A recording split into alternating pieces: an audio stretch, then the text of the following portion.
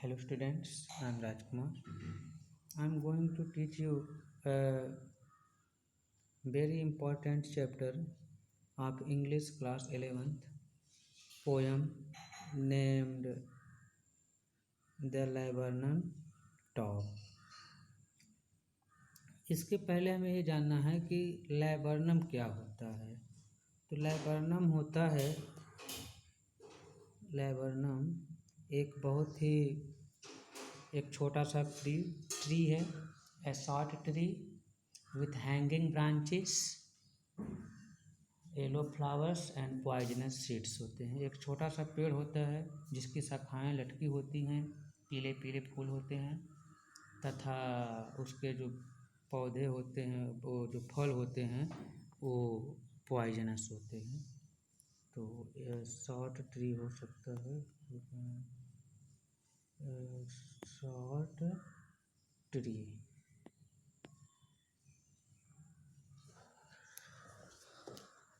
And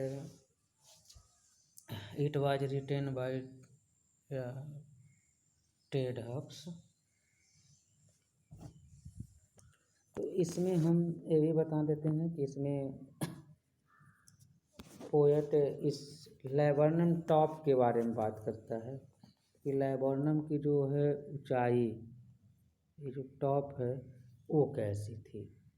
laburnum तो बता दिए हम ऑलरेडी कि एक छोटा सा वृक्ष है जिसके फूल लगे होते हैं, तो उसके बारे में बताते हैं। नेक्स्ट हम देखते हैं कि इस पोएम में कवि क्या कहता है। टेड हब्स जो हैं ये मॉडर्न पोएट हैं। टेड हब्स एक मॉडर्न पोएट हैं और इसमें पोएट जो है इस स्टेंजा को देख सकते हैं कि छोटा सा पोएम है, बहुत ज़्यादा है नहीं, लेकिन इसमें ढेर सारी चीज़ों को भरा हुआ है। लैबर्नम टॉप के बारे में बताते हैं कि इस पे वो एकदम साइलेंट रहता है, उसमें कोई भी शोर शराबा नहीं रहता है। तब तक रहता है साइलेंट जब तक कि एक चिड़िया की माँ अपने बच्चे के लिए दाना लेकर के नहीं चली आती है। जैसे उस चिड़िया की माँ अपने बच्चे को दाना लेकर के आती है, वैसे ही यह है साइलेंट कोलाहल में बदल जाता है। इस तरीके से वो वर्णन किया है। चिड़िया का नाम भी है, देख सकते हैं, यह है गोल्ड फिंच है। ये उस बर्ड का नाम है जो छोटी चिड़िया होती है। तो इस तरीके से इसको बताया है कि किस तरीके से लैबर्नम टॉप पर बैठ कर के लोग कोलाहल करते हैं। तो हम स्टार्ट करते हैं पोएम को। The laburnum top is silent, quite still.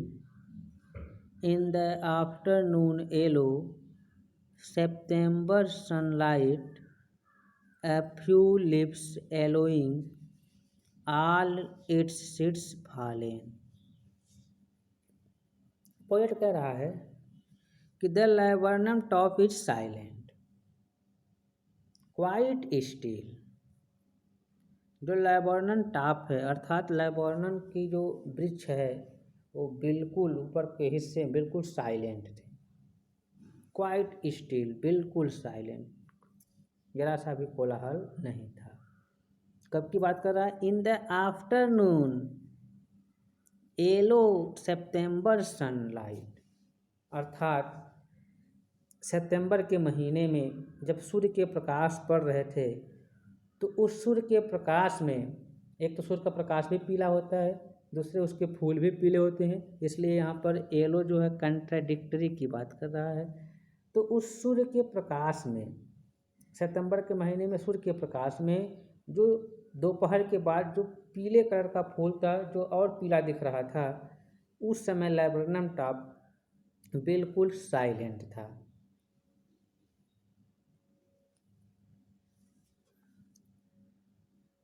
A few leaves yellowing, और उसके कुछ जो लीव्स हैं, पत्ते हैं, वो पीले दिख रहे थे। कुछ पीले हो गए थे, कुछ लाइट में भी पीले दिख रहे थे। ऑल इट्स सीड्स फॉलेन, अर्थात लैबर्नम ट्री के जितने भी फल थे वो सब गिर चुके थे। तो जब पौधा पीला होता है तो उस समय उसके पत्ते जब पीले होते हैं तो लास्ट मोमेंट पर पीला हो जाता है, तो इसीलिए वह गिर भी जाता है। तो उसके जितने फल थे सब गिर चुके थे। नेक्स्ट है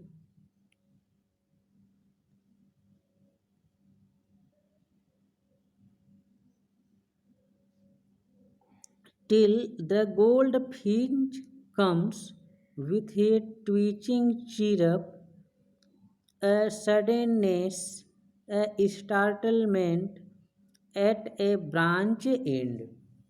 पुनः पोएट कह रहा है कि वह पेड़ तब तक साइलेंट है, तब तक खामोश रहता है, उसमें कोई आवाज़ नहीं रहती है जब तक क्या है गोल्ड फिंच कम्स, अर्थात वो तब तक रहता है जब तक ये गोल्ड फिंच चिड़िया जो है आ नहीं जाती है, तब तक वह साइलेंट रहता है।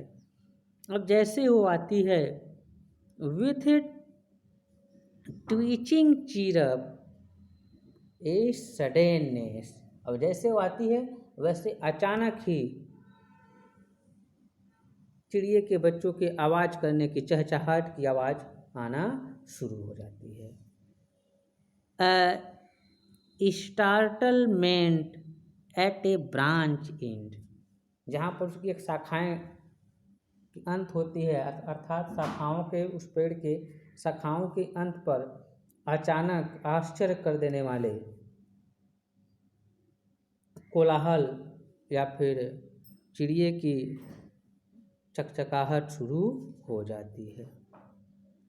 Then slick as a lizard and alert and abrupt, she enters that thickness and a machine starts up chittering and a tremor of wings and trillings, the whole tree trembles and thrills। पुनः करा writer, then slick as lizard, तब वह उसकी तुलना, जब वो आती है उसकी तुलना पोएट कर रहा है लिजार्ड से। लिजार्ड्स मीन्स होता है तेंदुआ, अर्थात तब वह तेंदुओं के जैसे एक्टिव हो जाता है, हो जाती है, अलर्ट हो जाती है एंड एब्रप्ट हो जाती है, अर्थात तेंदुए के जैसे तेज, चालाक और एक्टिव हो जाती है। कब? सी इंटर्स द थिकनेस, जब उस गहरे घने पौधे के अंदर प्रवेश करती है। And A machine starts up chittering, और तब जैसे वो एंटर करती है तो जिस प्रकार से एक मशीन आवाज़ करती हुई लगातार आवाज़ करती है, उस तरीके से उसके बच्चे चिड़िए की चहचहाहट की आवाज़ शुरू हो जाती है। And A trimmer of wings, और पंखों की फड़फड़ाहट शुरू हो जाती है वहाँ पर। एंड ट्रिलिंग्स, और पंखों की फड़फड़ाहट, गड़गड़ाहट, जो कुछ भी है वो शुरू हो जाता है। The whole tree trembles and thrills, और इसके साथ ही पूरा वृक्ष, उसके जब पंख फड़फड़ाने लगते हैं तो उसकी डालें हिलने लगती हैं, तो दिया है कि पूरा वृक्ष कांपने लगता है। तो वृक्ष तो नहीं कांपना है, लेकिन जब वो है अपने पंख को फड़फड़ाते हैं तो वो जो ब्रांचेस हिलने लगते हैं, तो ये कह रहा है कि जो पूरे वृक्ष क्या करते हैं, ट्रेम्बल्स, कांपते हुए प्रतीत होने लगते हैं। एंड थ्रिल्स, और रोमांस या फिर कंपन से भर जाते हैं।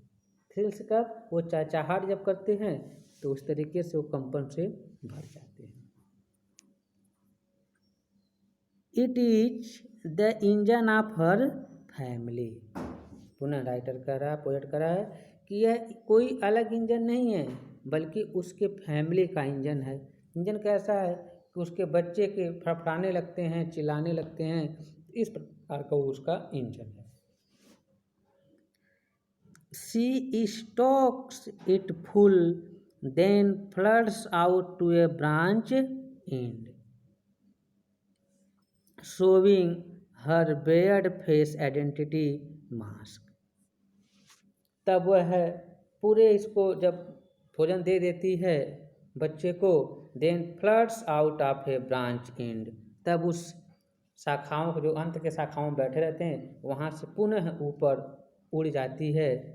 शोविंग हर बेयर्ड फेस आइडेंटिटी, तो अपने उस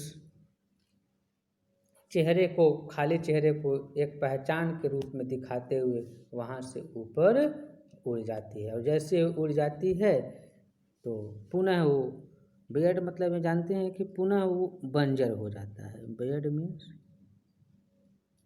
पुनः है, वो बंजर क्या हो जाता है, पुनः जैसे उड़ती है वैसे पूरा है, वो जो ब्रांचेस हैं, पेड़ हैं, वो बच्चे शांत हो जाते हैं तो पुनः वो बंजर जैसे दिखने लगता है।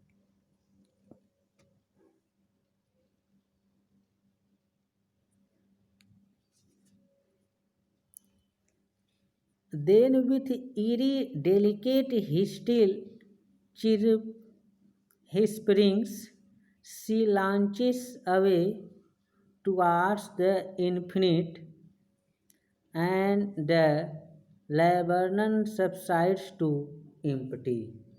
पुनः करिए कि then with eerie, delicate, still chirp springs, तब एक विचित्र आवाज में, वैसे आवाज जिसको कोई समझ नहीं सकता है। यहाँ पर ईरी मीन्स होता है विचित्र,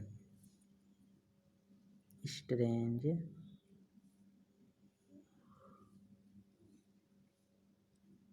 स्ट्रेंज होता है विचित्र। तब एक विचित्र लेकिन मनमोहक सीटी जैसे बजाई जाती है, वैसे मनमोहक चहचहाहट की आवाज़ों में के साथ सी लॉन्चेस अवे, वह दूर चली जाती है उड़ करके, टुवार्ड्स द इन्फिनिट, उस अनंत आकाश की तरफ, and the laburnum subsides to empty, और उसके उड़ने के साथ ही पुनः वो जो लाइबर्नन वृक्ष है वो खाली हो जाता है, अर्थात उसमें कोई शोर शराबा नहीं रहता है, पुनः वहाँ पर शांति हो जाती है। तो यह था पोयम जो लाइबर्नन वृक्ष के बारे में है, वो किस तरीके से उस सुनसान वृक्ष को भी एक मधुर चिड़िया की आवाज़ कोलाहल से भर देती है, इस तरीके से कवि उसको दिखाना चाहते हैं। तो ये पोयम यहाँ पर समाप्त होता है। Have a nice day, best of luck everyone.